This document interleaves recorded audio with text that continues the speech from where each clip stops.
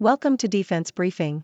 The content of the briefing includes: India races to contain fallout of Kashmir torture death allegations. Israelis question Army's rules of engagement after hostages slain. These are the 5 potential trouble spots that could knock the global economy off course. Ombudsman says Ukraine may hold another prisoner swap in coming weeks.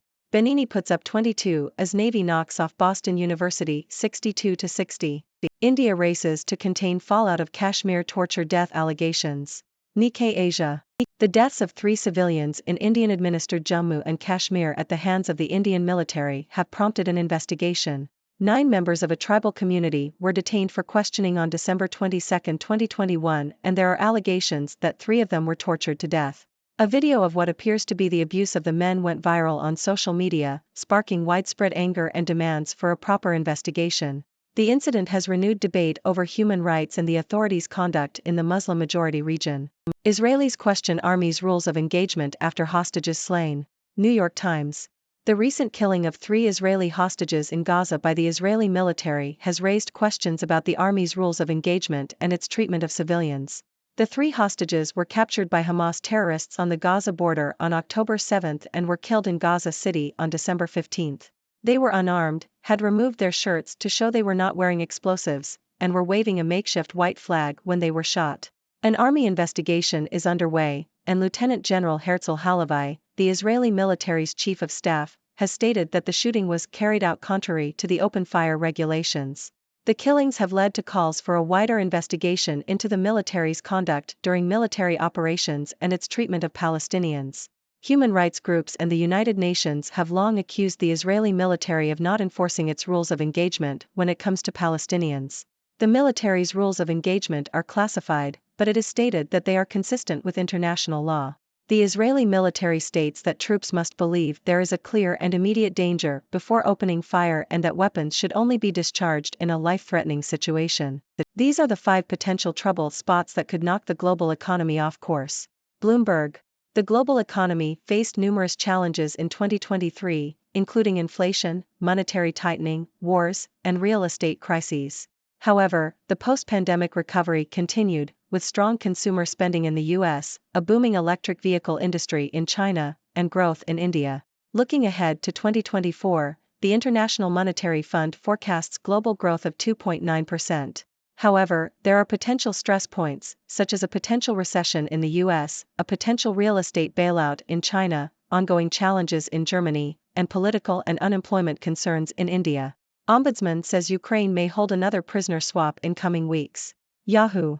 Ukraine's human rights ombudsman, Dmytro Lubinets, has expressed hope that another prisoner exchange between Ukraine and Russia may take place in the coming weeks. This announcement follows the largest exchange since the start of Russia's full-scale invasion, which saw 230 Ukrainian prisoners of war returning home. The previous exchange took place in August 2017, after which Moscow allegedly refused to continue the practice in an effort to turn Ukrainian families of prisoners against their own authorities. Benini puts up 22 as Navy knocks off Boston University 62-60. Associated Press. Navy defeated Boston University with a score of 62-60 in a Patriot League matchup. Austin Benini led the midshipmen with 22 points, shooting 7 of 17 from the field and 8 of 10 from the free throw line. Mac McDonald scored 17 points, while Donovan Draper contributed 7 points, 10 rebounds, and 3 steals. Anthony Morales, Ethan Okwosa, and Miles Brewster each scored 11 points for Boston University. China regains LNG buyer's crown as rivals brace for more growth. Bloomberg. China has become the world's largest buyer of liquefied natural gas, LNG, as shipments to the country rose 12% in 2022 to nearly 71 million tons. Although China's LNG deliveries remain below 2021 levels, the nation is expected to drive global demand growth for the next decade.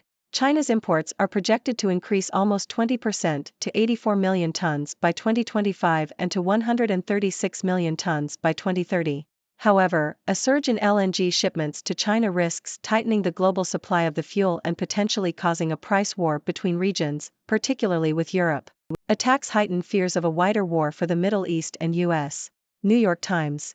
The assassination of a top leader of Hamas in Lebanon on Tuesday, and the deaths of scores of people in mysterious twin explosions in Iran on Wednesday, threaten to bring the Middle East and the United States closer to the brink of a regional war. Just hours after the bombs went off in Iran, the United States and 11 of its allies issued a written warning to another militia group in the region, the Houthis of Yemen, who have been mounting near-daily missile, drone and seaborne attacks on commercial vessels. Israel, the officials said, would not have struck the Hamas leader without some belief that they could do so without escalating the conflict on the Lebanon border. But with the explosions, whatever the cause, coming so quickly after the assassination, there was little doubt that the risk of a spreading conflict was once more front of mind in the United States and Europe. In the wake of the strike, Biden administration officials made plans to step up diplomatic efforts with officials in Lebanon as part of an effort to pressure Hezbollah not to escalate the conflict. A spotlight on our leaders is welcome before they choose to take us to war. The Sydney Morning Herald. The absence of important cabinet papers on Australia's decision to join the war against Iraq should surprise no one. The justification itself, that Saddam Hussein had weapons of mass destruction and was in the process of gaining nuclear weapons, was dramatically shown to be false. The spin that leaders such as George W. Bush and Tony Blair operated in good faith belies the truth of either falsity or credulity unworthy of a national leader. Lafayette beats Army 52-47 in Patriot League opener, snaps 9-game skid. Associated Press.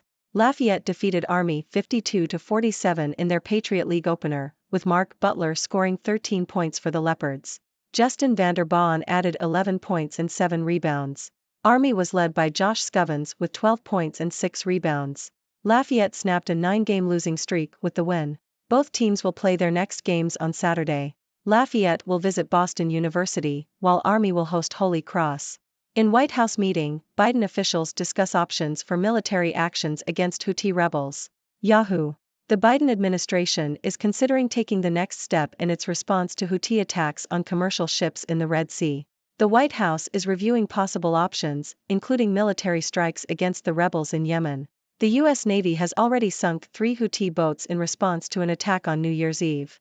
Ladies and gentlemen, I am Dr. Six, your resident observer from the 6 degrees.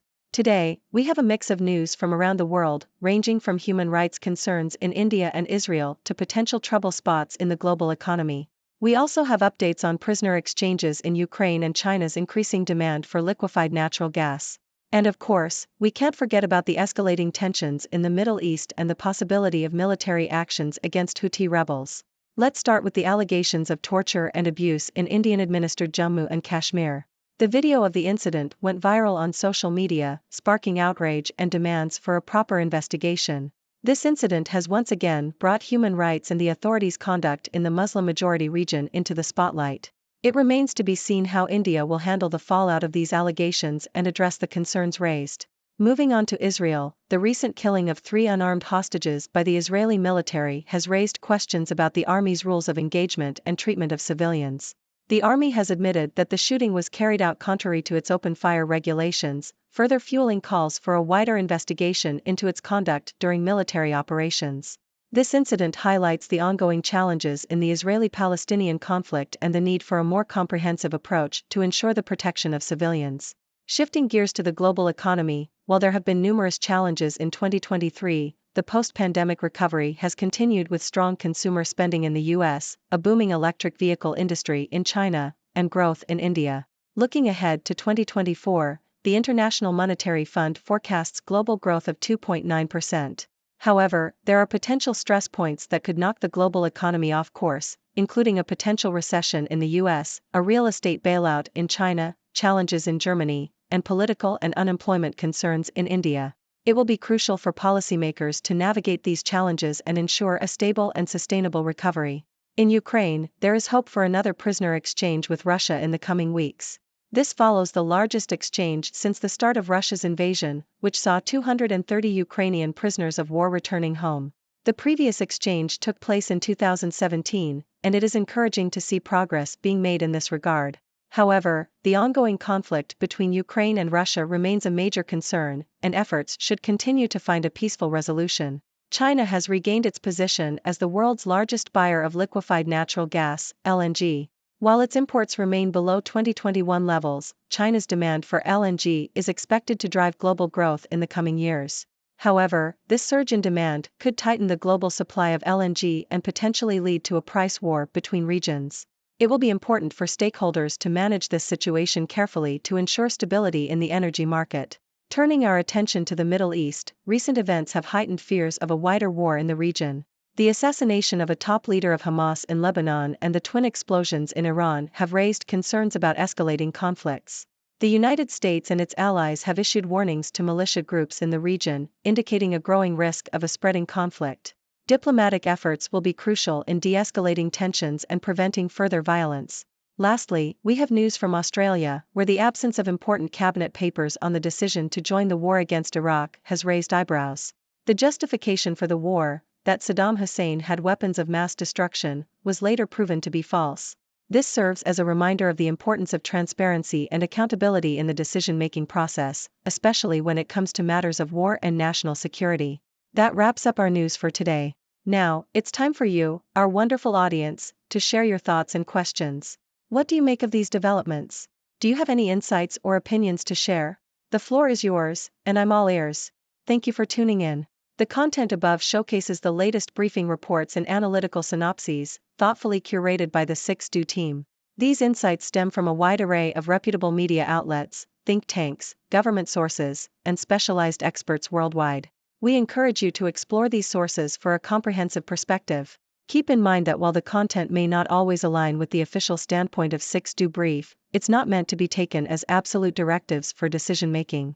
Comprising seasoned media professionals, learned scholars, and accomplished scientists, the 6Do team embodies a trailblazing, fully independent media entity. To customize 6Do Brief to meet your professional needs, you have the option to subscribe to a diverse array of briefings on our website, 6dobrief.com. Regardless of your location, you can conveniently receive 6Do Brief via email.